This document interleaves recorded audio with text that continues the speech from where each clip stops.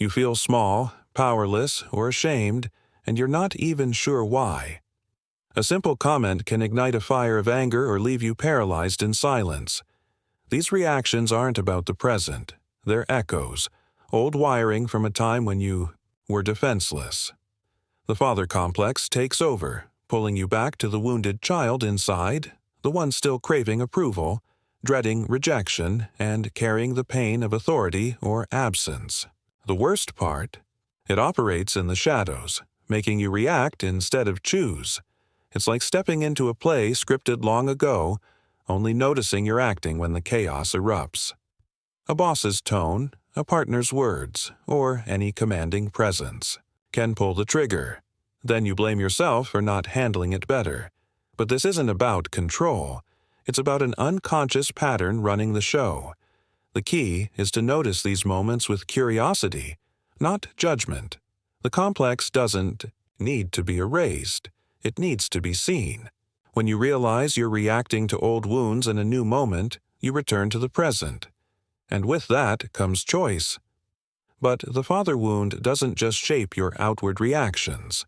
Sometimes the deepest damage is internal, not in your father's voice, but in the one he left behind. That inner voice doesn't shout. It murmurs, "You're not enough. Something's always lacking. Don't bother. You'll fail. You don't deserve rest, joy, or praise." It disguises itself as duty, perfectionism, or ambition, but it's fear of failure, of unworthiness, of rejection. Jung called this one of the shadow's cruelest tricks.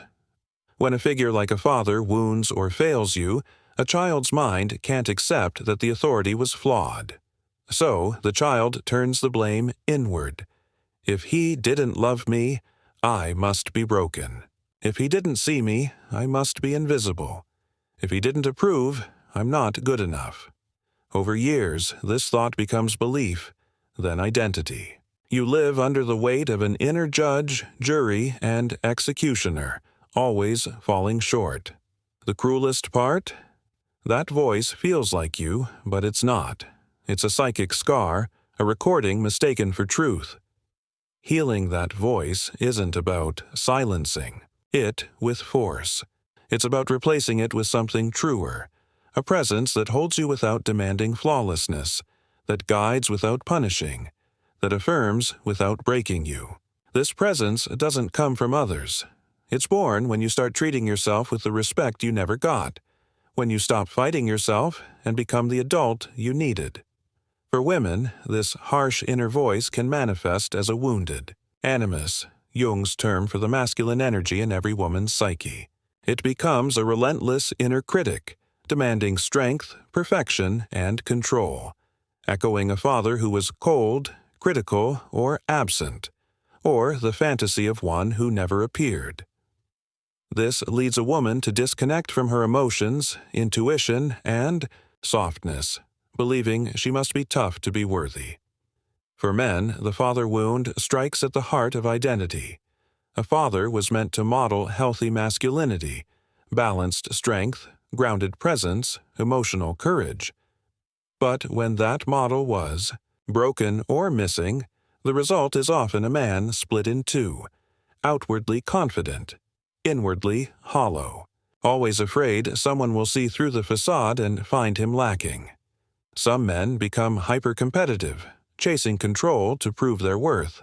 Others retreat, avoiding conflict, shrinking as if waiting for permission to exist.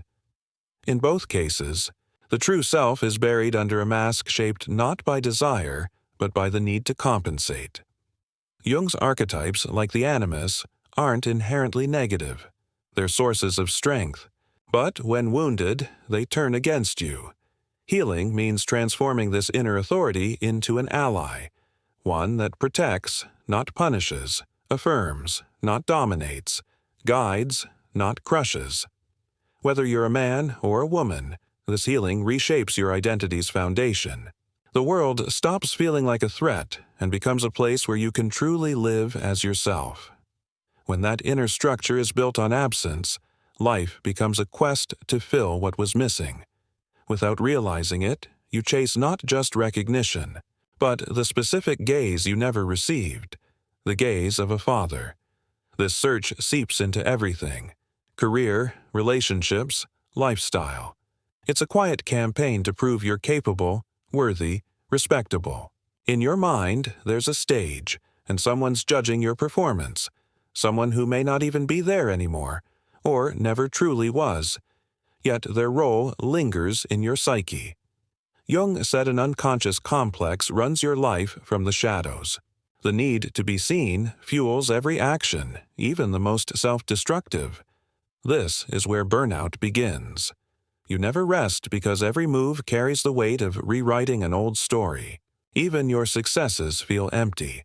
Not celebrations, but attempts to fill a void left by a father who never said, "I'm proud of you." The hardest truth? No achievement can rewrite the past. No success can undo a childhood. No external praise can replace the love you didn't get. Trying to make that happen keeps you trapped in a time that's gone, chasing something that never existed as you needed it to. But there's a turning point, a moment when you can say, "I don't need that approval anymore. I've grown. I can see and validate myself." When that awareness dawns, everything shifts. The world stops being a courtroom and becomes a space for growth, expression, not judgment, presence, not performance. Healing the father wound starts with a simple, powerful act: naming the pain. As long as it's ignored, it shapes your relationships, self-worth, and choices from the background. You might have avoided this pain, but avoidance doesn't heal. It prolongs. You have to say it. It hurt. Something was missing, and it still affects me. That acknowledgement creates space for something many avoid: feeling. Feeling the anger, the abandonment, the grief for what never came, not as drama, but as liberation. What you don't feel, you repeat. Healing doesn't stop at feeling. The next step is transformation. Not waiting for your father to change or others to fill the void, but stepping into the role of the adult who cares for you. Jung said we must one day become our own parents. That means building an inner presence that's firm yet loving, guiding without punishing. It starts in small moments: how you speak to yourself, the boundaries you set, the choice to stop chasing approval.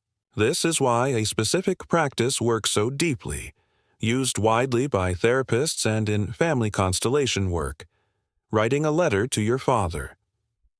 The process is simple. Write a letter to your father, not to be polished or logical, not for him to read, but for you to release. Write everything you never said: the pain, anger, absence, longing, resentment, confusion, silence.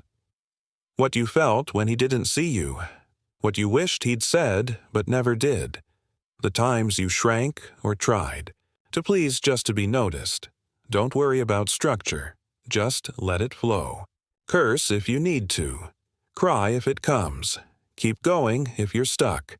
This letter is your space to hear yourself, maybe for the first time. When you're done, read it aloud.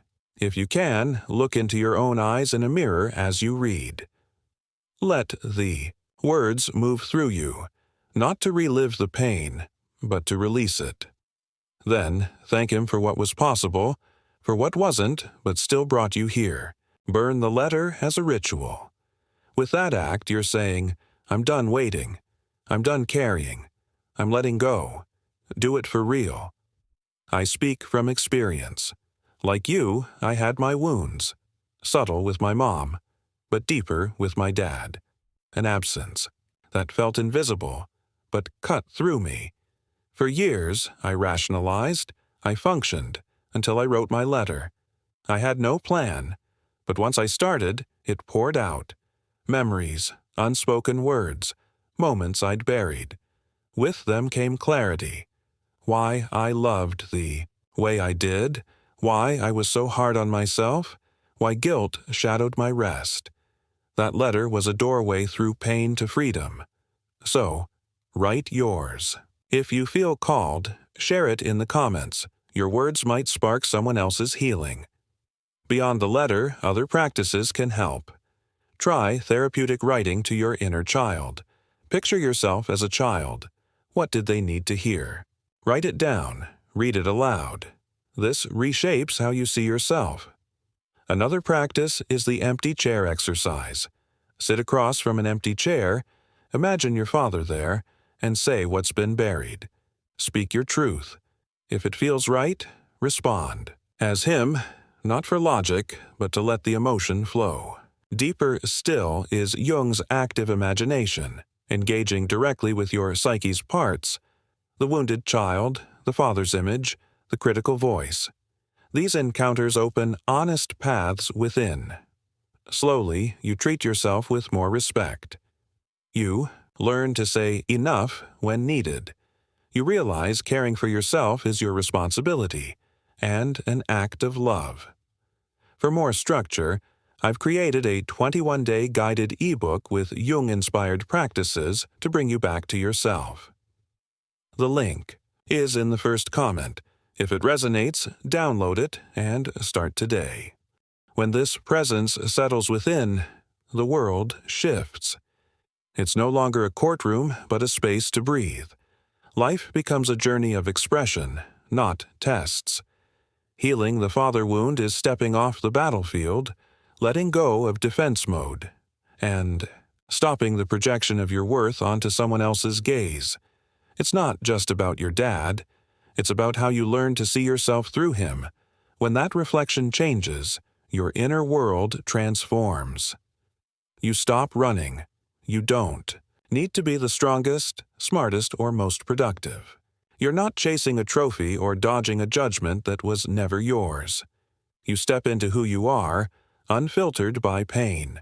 That brings a freedom that doesn't need applause, a peace unbroken by mistakes, a strength that doesn't harden to survive.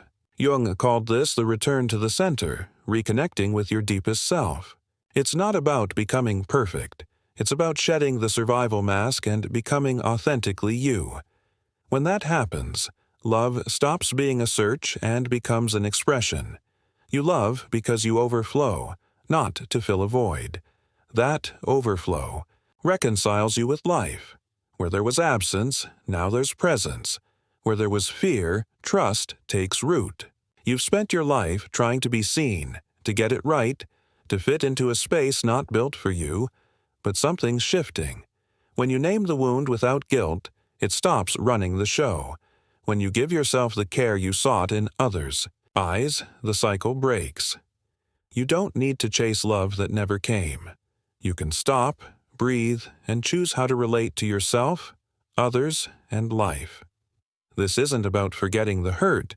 It's about giving it a new place, where it no longer writes your story. You look back with respect and forward with strength. If this resonates, leave a comment saying, "I choose to be free." That's how I'll know you're ready to take this step with intention. If this touched you, consider supporting the channel with the thanks button below. Even a small contribution helps spread this message of healing to those who need to feel seen and set free. Thank you for being here, for listening with an open heart, and for joining this space of transformation. I'll see you in the next. You've spent your life chasing a gaze that never fully met yours, a silent ache that's more common than most realize, yet rarely spoken of. Fathers, unlike mothers, often fail quietly. He was there, but his eyes never truly saw you. Growing up without that affirmation means a lifetime of proving your worth, through achievements, resilience, or silence.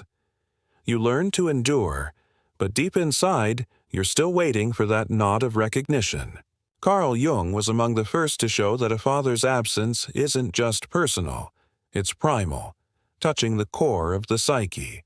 The father embodies authority, the drive to face the world, the source of validation. When he's absent, through distance, coldness, or unrelenting demands, something fractures within a child. It's not just love that's lost. It's the foundation of self-worth. Today, I want to help you see this wound clearly and offer a practical way to begin healing it. At the end, I'll share a powerful, simple challenge that could help you break free from the shadow of a presence that was never fully there. From your earliest years, your psyche builds images to navigate the world. Jung called these archetypes, ancient templates shaping emotions before words form. One of the most vital is the father archetype. Beyond the man himself, the father represents the force that guides you from the safety of the mother's embrace into the world's challenges, sparking the journey of individuation, becoming your true self. It's the energy that cuts the cord of emotional dependence, equipping a child with courage and purpose. While the mother nurtures the heart, the father builds resilience, offers direction, and provides protection. The mother holds. The father prepares you for life. That's why the father wound cuts so silently, yet so deeply. A mother's absence feels like emotional starvation, but a father's absence leaves a cracked foundation, a loss of direction, a void of validation that gnaws quietly within. If you are curious about the mother wound, we have a video on that here on the channel. It's one of our most revealing, with daily messages from viewers saying it made them feel truly seen. Check the description for the link. It's worth your time. But back to the father. When the father archetype is embodied healthily, it provides steady, safe authority. It's the dad who guides without crushing, corrects without shaming, challenges without abandoning. He looks you in the eye and without words says, "You matter. You belong." But when this archetype falters through passivity, harshness, emotional distance, or an unattainable ideal, a crack forms in the psyche. The child lacks the push to face the world with confidence. Instead, they grow up uncertain, split, stuck in a lifelong wait for validation that never arrives. This void can't be filled with gifts, presents, or strict rules. It's emotional. When it's missing, the father archetype distorts, becoming an unreachable standard. What should offer structure becomes paralyzing. Jung taught that everyone must eventually break free from the father's internal influence to become whole. But when the father was never truly present, what breaks instead is trust. What you seek isn't freedom, it's belonging. A belonging you never received, so you chase it in every choice. This longing, born in childhood, doesn't fade. It shifts, lingers, and drives you from the shadows like a hidden engine. Most don't see it, but that exhaustion, the relentless need to prove yourself, the struggle to rest, it often traces back to roots planted in a father's missing affirmation. The child who wasn't seen becomes the adult who strives for perfection, seeking validation through titles, performance, or productivity, turning life into a battlefield to prove they deserve a place. Yet, no matter the achievements, something feels incomplete, like a debt that can't be settled. Jung shows that the father wound doesn't dissolve with time. It embeds in the ego, becoming a lens that warps how you view yourself and the world. The adult shaped by this absence lives in constant tension, as if love must be earned daily, as if one slip could summon the disapproving gaze of a father who never truly saw them. That's the root of self-sabotage. Not a flaw, but a wound's echo. Deep down, a part of you believes you don't deserve, feels guilty for receiving, can't linger in success, love, or attention. These moments stir the same unease tied to that absent gaze, demanding, critical, or simply not there. Many carry this as their identity, saying, "I'm just anxious," or "I avoid the spotlight," or "I don't trust easily." But these aren't traits. They're emotional scars posing as personality, defenses built to survive a pain that still lingers, the pain of growing up without a mirror to reflect who you are. Without a father's validation, a child tries to build their own, but without a guide, it's incomplete. The result is an adult who thrives outwardly but is drained inside, carrying life's weight while fearing it could collapse. That insecurity isn't weakness. It's survival, an emotional intelligence that learned early that affection was fragile and worth had to be proven. But the strategy that kept you safe now keeps you trapped. Recognizing this is the first step to breaking free. Not all wounds are loud. Some ache quietly, others scream in memories, but both leave scars. The father wound shows up in two ways, both deep. The active wound is clear. A father who was harsh, aggressive, or absent, leaving sharp memories, criticism, humiliation, or silence that cuts. The child knows something was wrong, even if unspoken. Then there's the subtle wound, just as painful. This is the father who was there, fulfilled his role but was emotionally distant. He provided but didn't hear you, set rules but withheld warmth. He was present, but his heart was elsewhere. In this dynamic, children learn not to expect, not to ask, not to feel. They adapt to the minimum, believing it's all they'll get. This subtlety confuses because there's no clear scar, so they doubt their pain, feeling ungrateful for wanting connection. Both wounds, active and subtle, fracture the sense of self, building an identity around absence, unmet needs, and the need to adapt to be accepted. Jung noted that a child facing a wounding father doesn't blame him. They blame themselves. Silently, they conclude, "If he didn't see me, I must not be worth seeing." This thought becomes chronic insecurity, fear of speaking, shame in being seen. The father wound doesn't just whisper, "I lacked love." It shouts, "I lacked recognition, and I learned to live without it." But living unseen is exhausting. Eventually, the psyche can't pretend it doesn't hurt. To cope, the psyche finds ways to survive. One is to deny the need entirely. The child learns, asking for love is futile. Showing vulnerability changes nothing. Seeking attention brings disappointment. So they give up, not on others, but on themselves. They stop expecting, expressing, needing.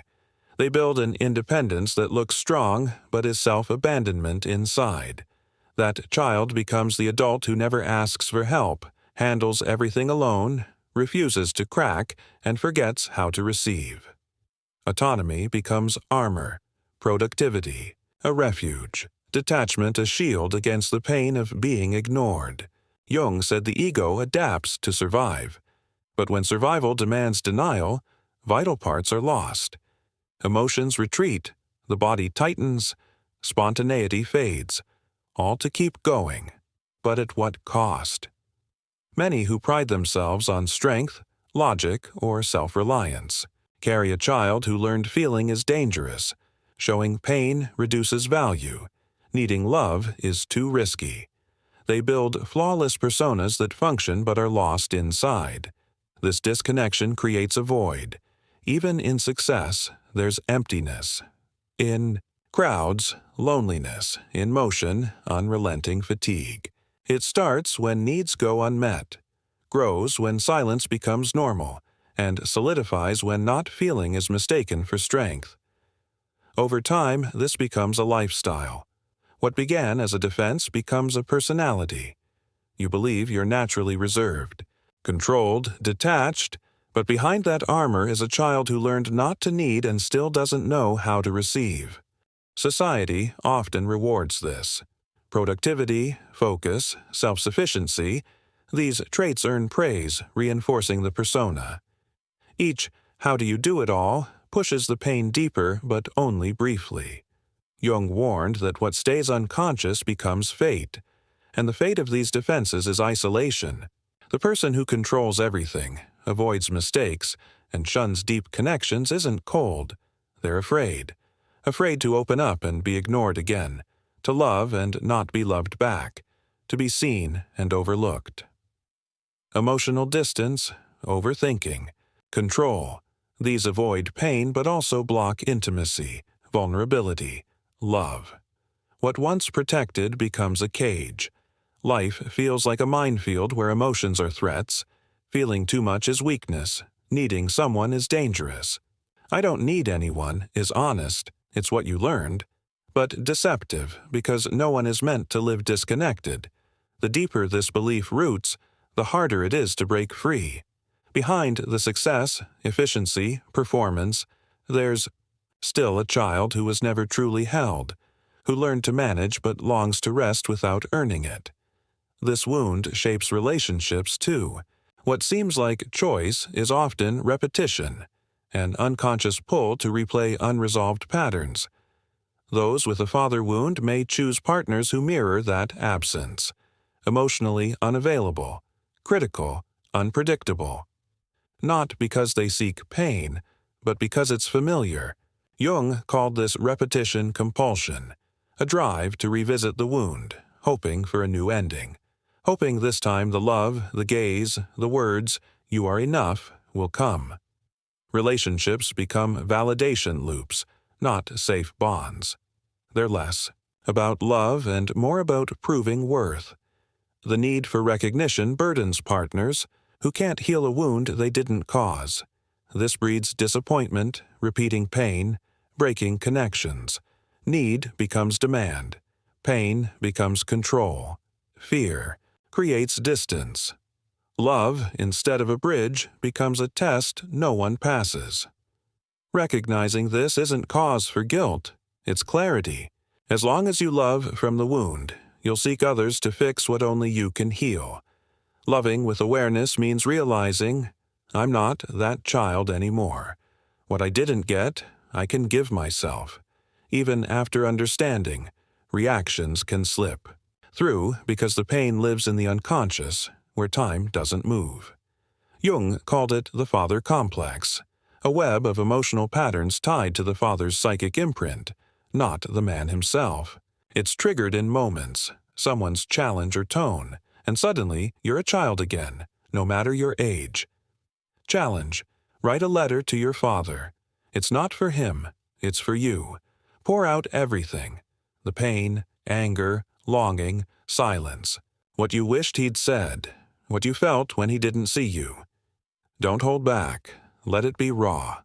Read it aloud, ideally in a mirror, looking into your own eyes. Let the words release the weight. Then thank him for what was and wasn't, for it brought you here. Burn the letter as a ritual, saying, I'm done waiting. I'm letting go. Do it for real. Share in the comments if it moves you. Your words might spark another's healing. Support the channel with the thanks button to help us reach more people who need this. Thank you for being here, for listening with an open heart. I'll see you in the next.